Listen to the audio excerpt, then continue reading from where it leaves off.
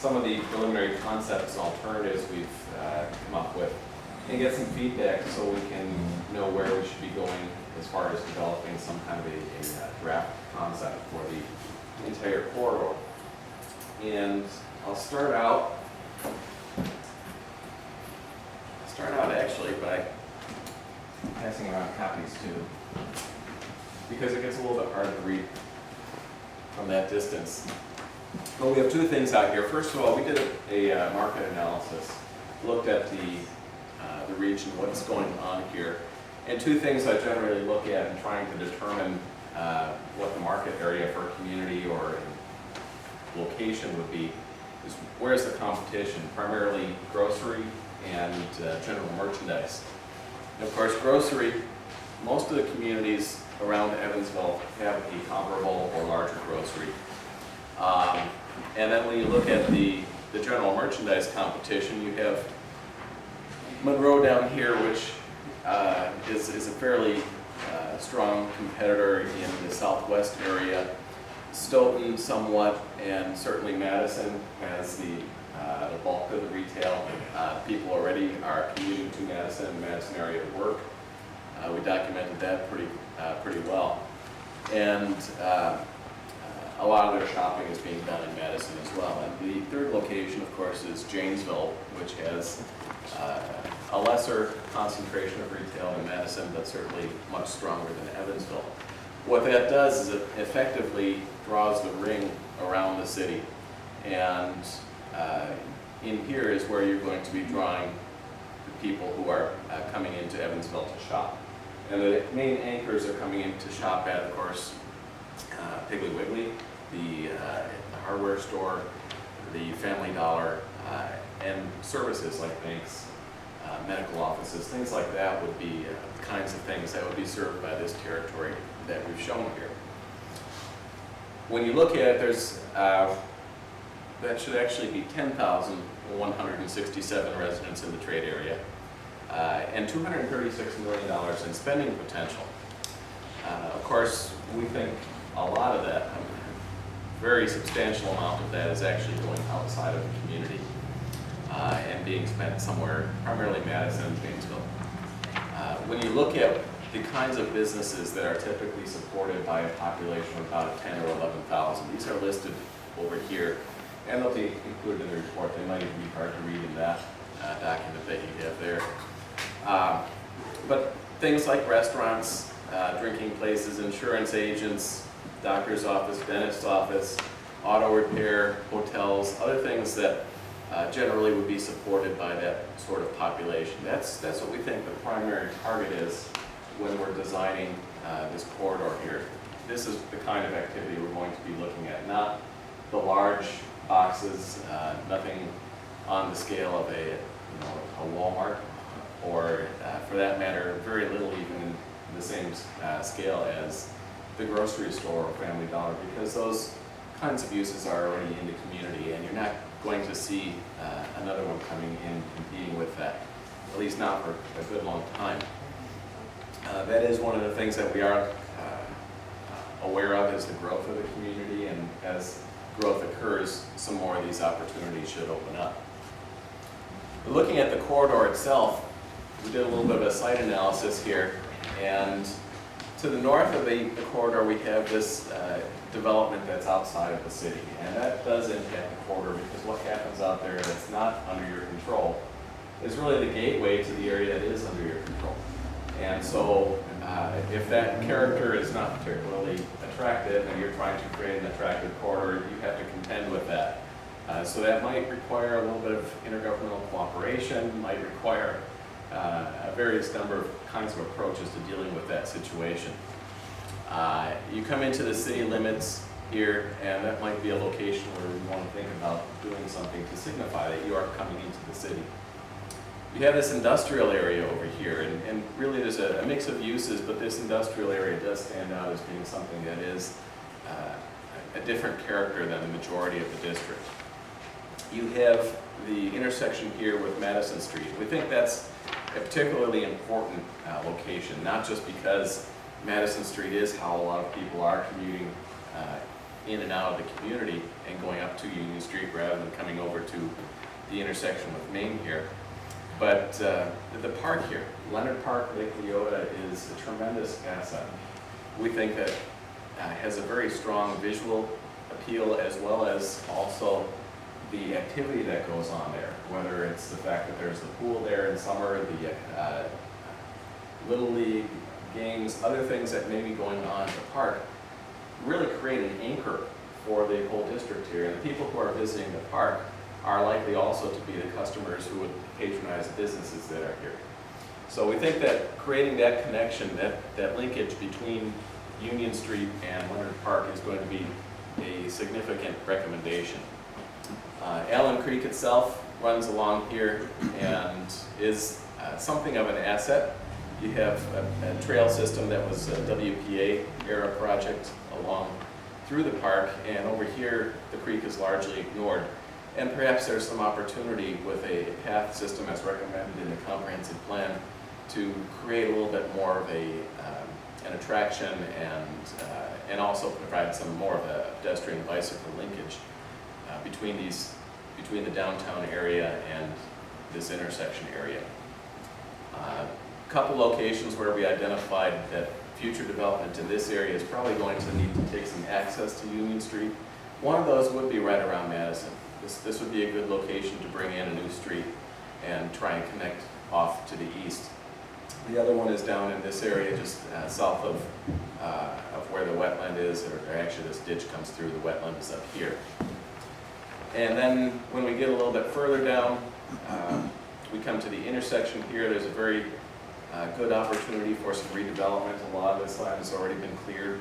And we do have some pretty good traffic counts through the area too, as you're looking at it, 6,000 through to the west, through downtown, 8,700 cars going out to the east, and then to the north here, 4,000 on this stretch of Union Street. But when we go further north, again, with the traffic that comes up Madison, we've got 8,000 cars again coming through here. And that's probably more significant than what you're seeing down here, because this 8,000 is largely influenced by the fact that you do have those larger retail activities, the grocery store, and other activities that are generating traffic. So unique trips, you're probably looking at a higher count to the north of the city. Just generally speaking though, again, back to the traffic counts, to the competing districts in the city, whether it's the downtown, the East Main area, or North Union, again, you have a very limited number of opportunities here for new development.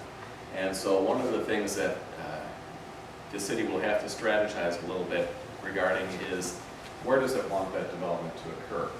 Is it going to promote that in the downtown, on the east side, or in the Union Street corridor?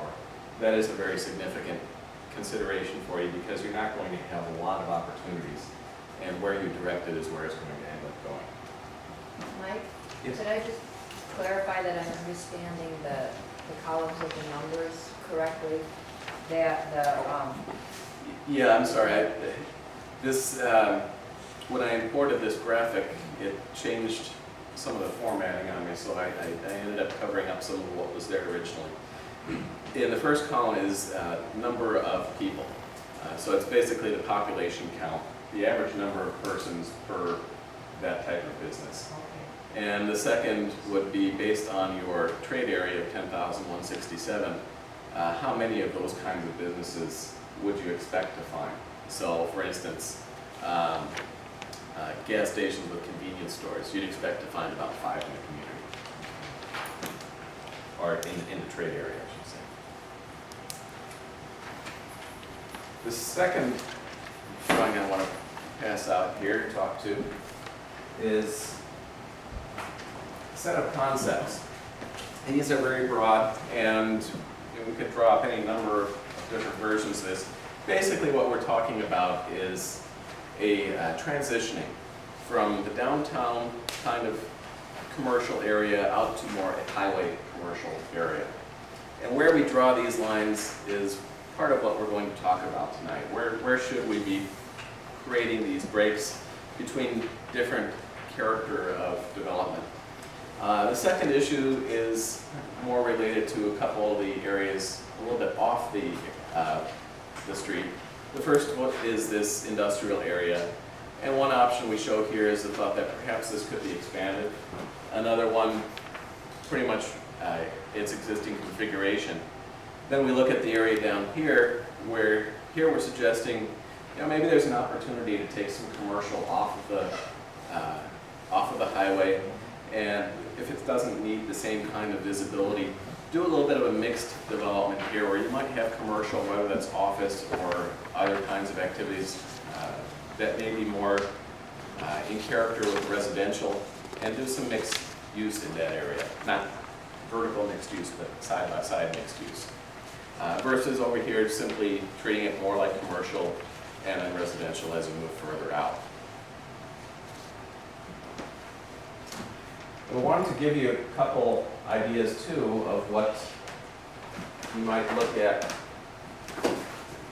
for the character of some of these areas. And first of all, we'll talk about what we've labeled the downtown commercial.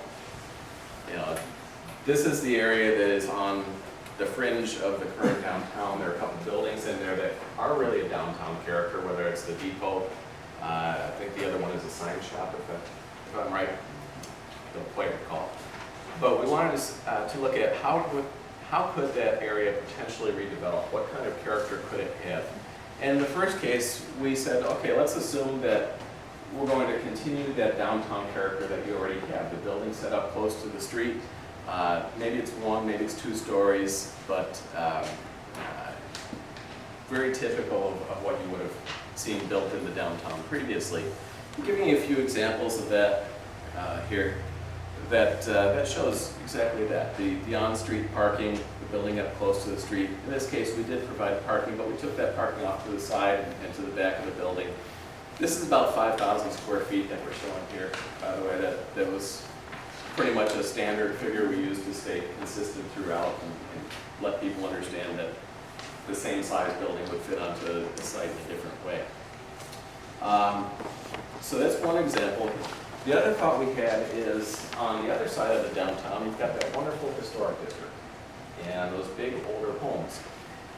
And this is also somewhat a transitional area. And maybe another approach might be to look at those large single-family homes and try and bring in the same character into this area here, where you might have a smaller building, maybe about 1,500, 2,000 square feet up front, set back from the street, somewhat of a residential character, very traditional looking, to look as if it were a large single-family home, like on the other side of the downtown.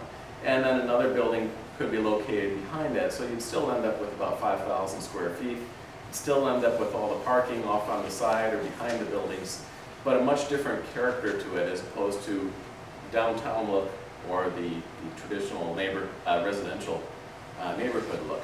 And again, a couple different images of buildings here. This building, by the way, is 2,500 square feet on 2 floors, so 5,000 square feet total.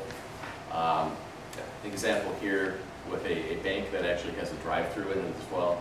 And then more of a row house style residential character on those office buildings. The other area we wanted to look at is that what we've labeled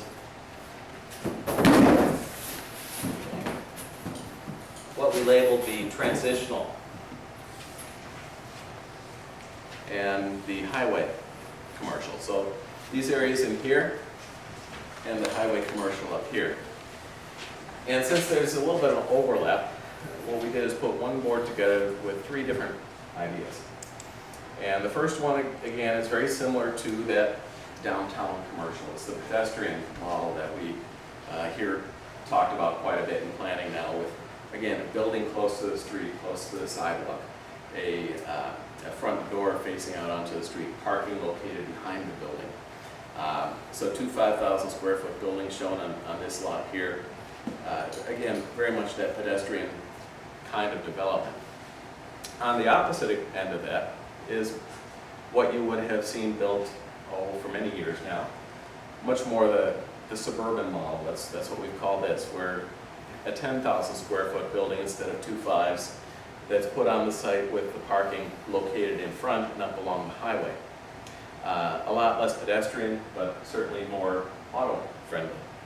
And then we tried to say, okay, where's the middle ground? What's the hybrid here? And this is what we came up with again, the two buildings, different orientation on them. Again, somewhat close to the street, but parking in the center. So as you were walking along here, you would have not quite the same experiences over here, but again, it is more of a friendly pedestrian environment than this one. A few different examples here that we've shown. A couple of examples here. This one is a bit larger than a 5,000 square foot building, but again, you can see both set up close to the sidewalk. Here, again, somewhat close to the sidewalk, but more of that suburban character, parking out on the side of the buildings here and here. And then the typical suburban, nice quality buildings, parking in front though. Here, gas station. The building is oriented with the building itself close to the street, and the gas pumps, instead of in front of it, are off to the side. So a few different examples to give you an idea of the kind of character we're talking about in those different districts. And what we'd be looking for today in all these is some direction where you would want us to go with both downtown and the other two districts in creating some design guidelines loosely based on what you see here. Do you have copies of that to pass on? Oh, I'm sorry.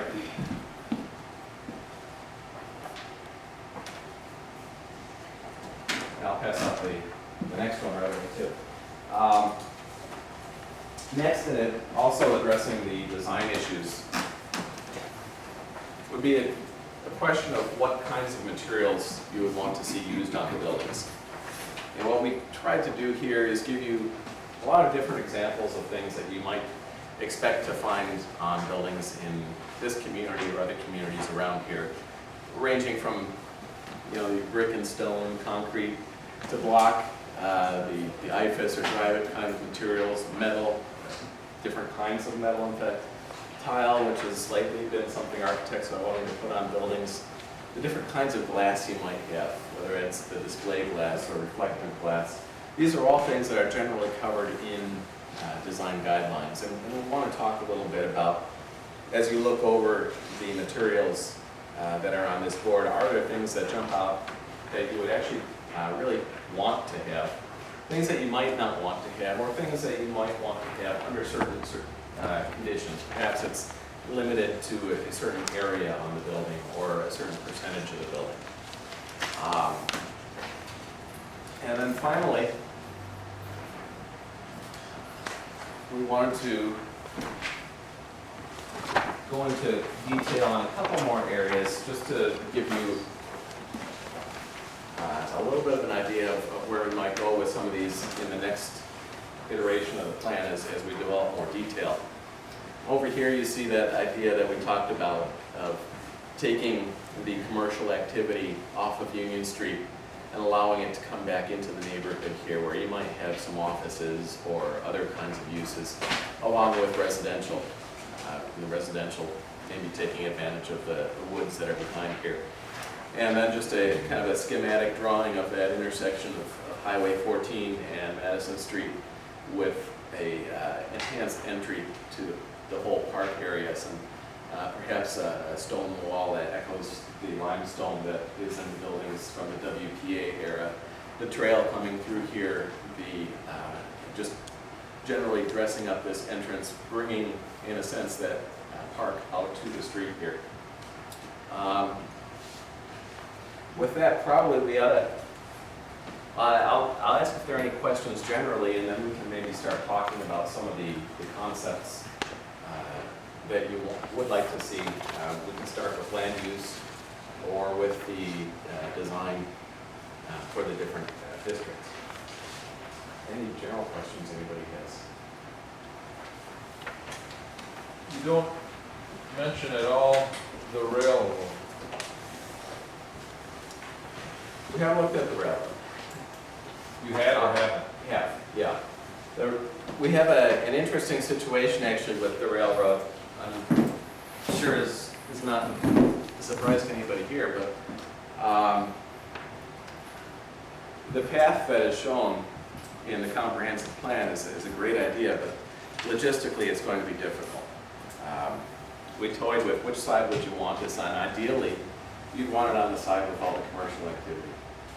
You want to give the pedestrians a much better chance of walking up the backside and into those buildings versus being on the opposite side of the railroad track. And really, too, you want people to avoid crossing the track. It's not really used very much right now. That may change in the future. What you have here, though, is with the lumber yard and that spur there, you have a situation where you can't get the path through there. Now, another option would be to route people onto the sidewalk, bring them through, maybe connect back here, and go along the back side of the building, but by the time they do that, they're just going to stay on the sidewalk anyway. And I think you lose also the desirability. If you're riding your bike, you don't want to be riding your bike on a sidewalk for any length of that, whereas a nice 8 or 10 foot wide path here would be perfect for allowing people to ride their bike from Main Street all the way up into the park. On the other side here, you have a very limited amount of space to deal with between the creek and the railroad track. So you've got a problem on either side, and it's going to take a little bit of creativity to figure out how to route that path through there. The other issue that, from our perspective, and maybe the city has a different perspective on it, right now, we're looking at that rail and saying that it's effectively abandoned north of the city. But we're also seeing a lot more interest in rail lately. And we're working on quite a few projects that involve rail, and some very large ones, in fact, out in Iowa on track that. In the past, people have thought, well, that track is going to be here for a few years and then it'll go away. And now it's running 5-6 trains a day. So we're a little hesitant to say that that track is always going to be abandoned. In fact, right now, the Wisconsin Southern is proposing to reactivate some of the track that had been previously converted to a rail trail. So, we're hesitant on saying that you ought to plan as if the rail won't be there, because it very well could be, and it very well could be more used than it is right now. So we're treating it as if it is a rail line that is still active.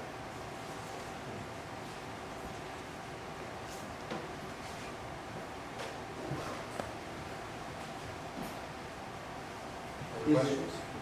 Following up on the railroad question, is it possible that as the concepts are refined, that instead of just the rail is treated as active, but it actually sees an increased usage, and what that additional rail traffic through the area has as an impact on how you lay out, whether it's business uses or how people walk or park around it? That instead of just treating it as, hey, it's there and it's active, but actually At the what level of that, would need to be considered if it was more of it? I think we design it as if it had traffic. Now, the kind of traffic it's going to have is not going to be like the line along the shore, the Kenosha to Chicago line. If it becomes more active, it's likely to be still less than a train a day. And at that level, we really don't get too concerned about the same things we would on a very active line, where we might be talking about having fencing to keep people away from the tracks, and different ways in which you would treat the crossings. I don't think that's going to be significant enough to change. That we would be designing it the same way. When you look at the warrants for different kinds of intersection design, for instance, you have to have pretty substantial vehicle traffic and train traffic, a combination of those to warrant any kind of improvements beyond what's already in place here. So So we wouldn't anticipate much of a change. We don't really anticipate much of a traffic impact either, again, because if it's a train, even a train a day, is not likely to have a terrific impact on traffic for the community. What about looking at the railroad as an asset? With the idea that future light rail passenger traffic could come through here. And in fact, the development along that rail in the Allen Creek district would play off of that passenger traffic with a depot and a shopping facility, and be it, we could be the starting point because of the condition of the rail north of town as a commuter, like when you go to Walworth, you get on train to Chicago. And then in the future where, Madison has talked about being tied in somehow to a connection to Chicago.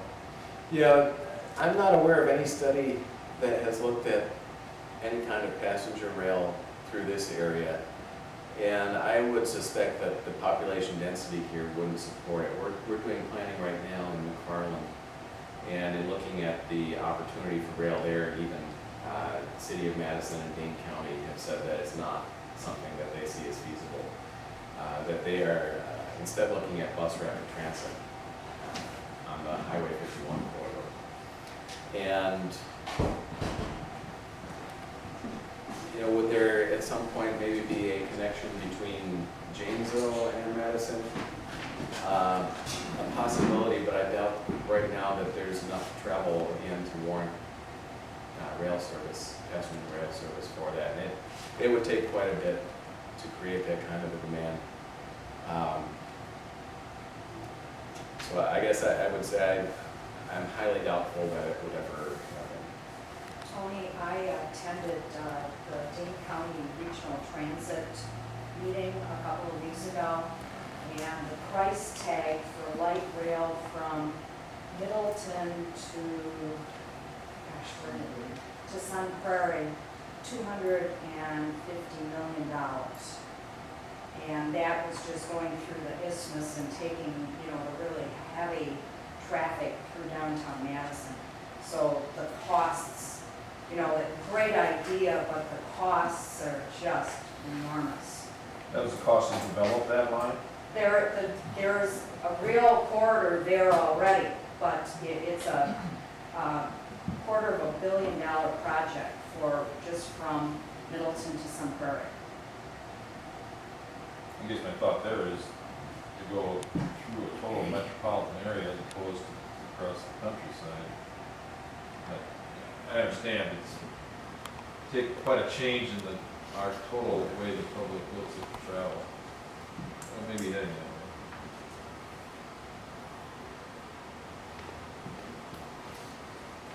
I'm sorry, your name again was? Mike. Mike. I have a question, just continuing on the rail topic. 20, 25 years ago, we were talking about a walking trail along Allen's Creek, and I guess I thought it was a great idea then, I think it's a great idea now, and to hear you say, well, we're going to set it aside and wait a few more years. At what point? Okay. No, I didn't mean to imply. 50 years? I didn't mean to imply that it would be set aside. I just said it's going to be a design challenge. But there are ways to make it happen, and in the state of Wisconsin, we've allowed the engineers to have too much control. There's nobody else from the company here, I can say that. The thought is that we have to design something like a path to the highest possible usage standard. So a path has to be 10 feet wide and paved with asphalt. And you look in other places, and I think one of the greatest path systems is around Lake Travis in Austin, Texas. And if you've ever been down there and walked along there, you can see that most of it is not paved, most of it is gravel. And there are parts of it that go right up to the bank of the lake. You're walking right along the river or right along the lake shore, and there's no guardrail, there's no separation or anything. It's there, it's a gravel path, and